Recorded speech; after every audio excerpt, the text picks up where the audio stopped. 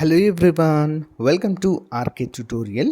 Friends, ఈరోజు మనము Andhra Pradesh group 2 అంతేకాకుండా హాస్టల్ వెల్ఫేర్ ఆఫీసర్ ఉద్యోగాలకు సంబంధించినటువంటి టెస్ట్ సిరీస్లో భాగంగా భారతదేశ సమాజము అనే టాపిక్ పైన మరి చాప్టర్ వైజ్ ఎంసిక్యూస్ అయితే చూస్తున్నామండి.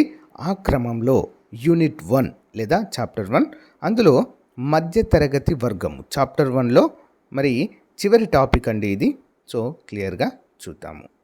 అంతేకాకుండా ఫ్రెండ్స్, అందరికీ ముఖ్యమైన విజ్ఞప్తి అండి, మన యాప్లో మనం లాంచ్ చేసినటువంటి గ్రూప్ 2 కోర్స్ కావచ్చు, హాస్టల్ వెల్ఫేర్ ఆఫీసర్ కోర్స్ కావచ్చు, ఆఫర్ అయితే మరి ఈ రోజుతో ముగుస్తుందండి. సో తప్పకుండా ప్రతి ఒక్కరు తీసుకోండి ఫ్రెండ్స్, ఆఫర్ అయితే అందుబాటులో ఉంటుంది ఈ ఒక్కరోజు. ఓకేనా? గ్రూప్ 2 కోర్సు 499 మాత్రమే and 2 years validity. Hostel welfare officer 799 మాత్రమే 2 years వ్యాలిడిటీతో అందజేస్తున్నాము. కాబట్టి ప్రతి ఒక్కరూ అవకాశాన్ని ఉపయోగించుకోండి. App link in video description download చేసి మీ మొబైల్ నెంబర్తో రిజిస్టర్ అయిన తర్వాత స్టోర్ ఆప్షన్లో కోర్స్ ఉంటుంది, పర్చేజ్ చేయండి. Okay, all the best. మధ్యతరగతి వర్గము అంటే ఏంటి చూద్దాం. మధ్యతరగతి అనే పదాన్ని మొదటగా గుర్తించిన ప్రముఖ సామాజిక శాస్త్రవేత్త ఎవరు?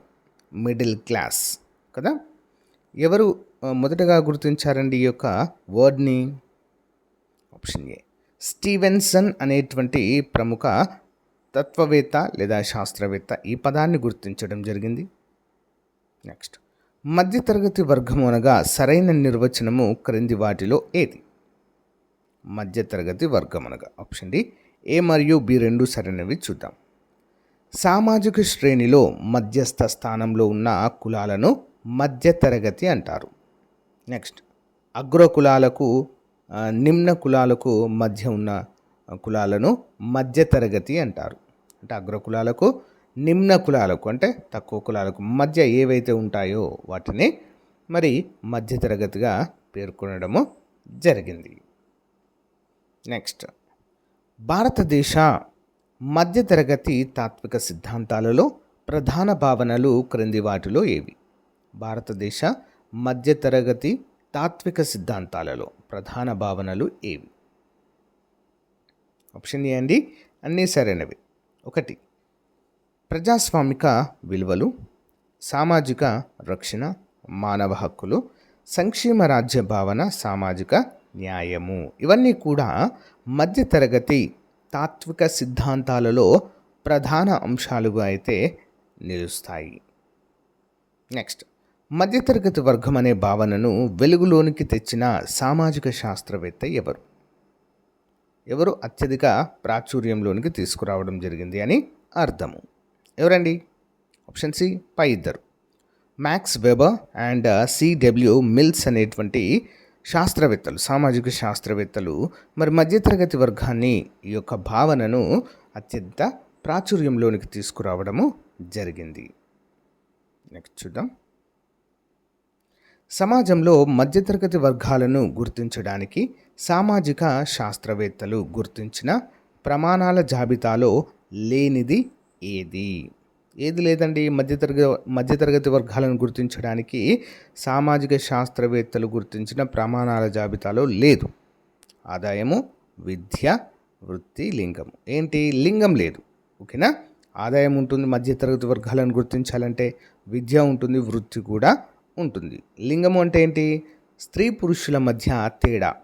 Okay, important points. నెక్స్ట్, భారతదేశంలో మధ్యతరగతి వర్గాలు ఆవిర్భవించడానికి దోహదం చేసిన అంశాలు క్రింది వాటిలో ఏవి? ఏ అంశాలు దోహదం చేశాయండి? ఆన్సర్ ఆప్షన్ డి అండి, పైవన్నీ సరైనవే. బ్రిటిష్ పరిపాలనా కాలంలో ప్రవేశపెట్టిన ఆధునిక ఆంగ్ల విద్య. నెక్స్ట్, పారిశ్రామీకరణ మరియు నాగరీకరణ. నెక్స్ట్, సమాజంలో బ్రిటిష్ వారు తీసుకొచ్చిన చైతన్యవంతము. సో అన్నీ కూడా సరైన అంశాలే. మధ్యతరగతి వర్గాలు ఆవిర్భవించడానికి ప్రధాన కారణాలు. Next one, PEW, purchasing power parity పరిశోధన సంస్థ అధ్యయనం ప్రకారము మధ్యతరగతి వర్గంలోని రకాలు క్రింది వాటిలో ఏవి? ఆన్సర్ అన్నీ సరైనవే అండి. మధ్యతరగతి వర్గంలోని వివిధ రకాలేంటి? ఎగువ మధ్యతరగతి, మధ్యతరగతి, దిగువ మధ్యతరగతి, పేదలు అందరూ కూడా. సో మరి ఈ యొక్క మధ్యతరగతి వర్గంలోని రకాల క్రిందికి వస్తారని చెప్పేసి పీఈడబ్ల్యూ అనేటువంటి పరిశోధనా సంస్థ వెల్లడించింది. నెక్స్ట్, పీఈడబ్ల్యూ సంస్థ అధ్యయనం ప్రకారం క్రింది వాటిలో సరైన సమాధానము ఏంటి? పేదలు రోజుకు $2 ఆదాయం లోపు, $2 దిగువ మధ్యతరగతి ఆదాయం 2.01 నుంచి $10 ప్రతిరోజు సంపాదిస్తే. నెక్స్ట్, మధ్యతరగతి $10.01 నుంచి $20 ప్రతిరోజు. ఎగువ మధ్యతరగతి 20.01 నుంచి $50 ప్రతిరోజు సంపాదిస్తారు. ధనవంతులు $50 పైన ప్రతిరోజు. ఏవి సరైనవండి మరి? ఆప్షన్ ఏ, ABCDE అన్నీ కూడా సరైన సమాధానాలే. Okay, important point. నెక్స్ట్, 2014లో జర్మన్ డెవలప్మెంట్ ఇన్స్టిట్యూట్ విడుదల చేసిన నివేదిక ప్రకారం 2012లో భారతదేశంలో మధ్యతరగతి ప్రజలు ఎంత శాతం ఉన్నారు? మధ్యతరగతి ప్రజలు ఎంత శాతము ఉండడం జరిగింది? ఆప్షన్ బి అండి, 8% ఉన్నారు. ఎంత అండి? 8%.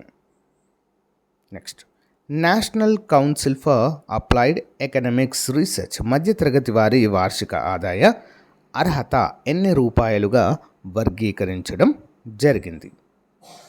ఎన్ని రూపాయలండి? 3.4 లక్షల నుంచి 17 లక్షల రూపాయలుగా వర్గీకరించడం జరిగింది.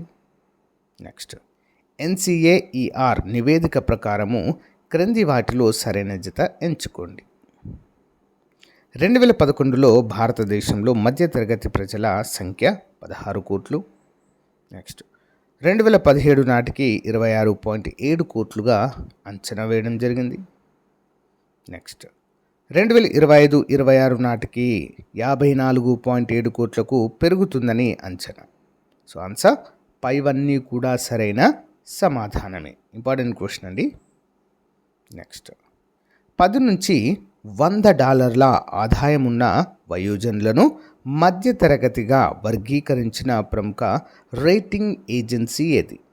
10 నుంచి $100 ఆదాయం ఉన్న వయోజనులను మధ్యతరగతిగా వర్గీకరించిన ప్రముఖ రేటింగ్ సంస్థ. ఆప్షన్ బి అండి, Ernst and Young agency. Ernst and Young agency ఏం చెప్పిందండి? 10 నుంచి $100 ఆదాయం ఉన్న వయోజనులను మధ్యతరగతి వారుగా వర్గీకరించడము జరిగింది.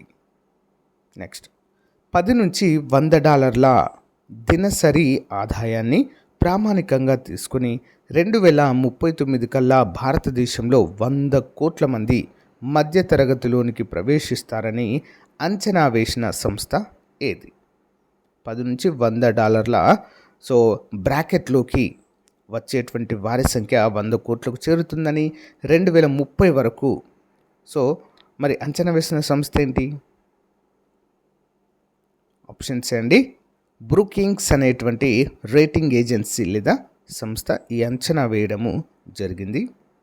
నెక్స్ట్, మధ్యతరగతి వర్గాల ప్రధాన లక్షణాలను సామాజిక శాస్త్రవేత్తలు ఏ విధంగా నిర్వచించారు?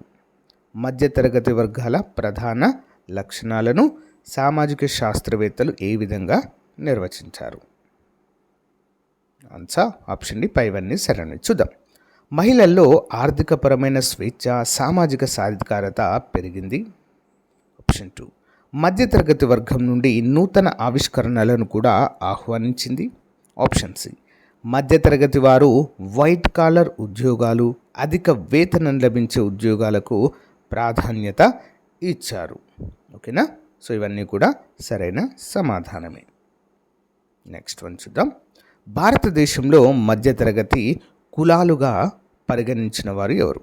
భారతదేశంలో మధ్యతరగతి వారిని కులాలుగా పరిగణించిన వారు ఎవరండి? ఆప్షన్ డి, శూద్రులు. ఓకేనా? బ్రాహ్మణ, క్షత్రియ, వైశ్య అనేటువంటి వారు మరి అప్పర్ క్యాస్ట్గా ఉంటూ శూద్రులు మధ్యతరగతిలోనికి రావడం అయితే జరిగింది. ఓకే. నెక్స్ట్, మధ్యతరగతి వర్గాన్ని గుర్తించడానికి ఉపయోగపడే ప్రమాణము ఏంటి? ఎలాంటి ప్రమాణం ఆధారంగా మధ్యతరగతి వారిని గుర్తించడం జరిగిందండి? ఆప్షన్ సి, కొనుగోలు శక్తి సామర్థ్యము. ఏంటది? కొనుగోలు శక్తి సామర్థ్యం ఆధారంగా మధ్యతరగతి వర్గాన్ని గుర్తించడానికి ఉపయోగపడింది. Okay, next. సో గైస్, ఇంతటితో మనము యూనిట్ 1 కంప్లీట్ చేసామండి సక్సెస్ఫుల్గా. యూనిట్ 1. మనము నెక్స్ట్ యూనిట్ ఏంటండి? సామాజిక వెలి అసమానతలు అనేటువంటి టాపిక్ని మనము డిస్కస్ చేసుకోబోతాము నెక్స్ట్ క్లాస్ నుండి. ఓకేనా? యూనిట్ 1 కంప్లీట్గా చేసాము. సో గైస్, ఇవన్నీ కూడా మన యొక్క కోర్స్లో అయితే అప్డేట్ చేయడం జరిగిందండి. సో తప్పకుండా ప్రతి ఒక్కరూ కోర్స్ కొనుగోలు చేసి మీ ప్రిపరేషన్ని కొనసాగించండి. ఓకేనా? All the best. Thank you.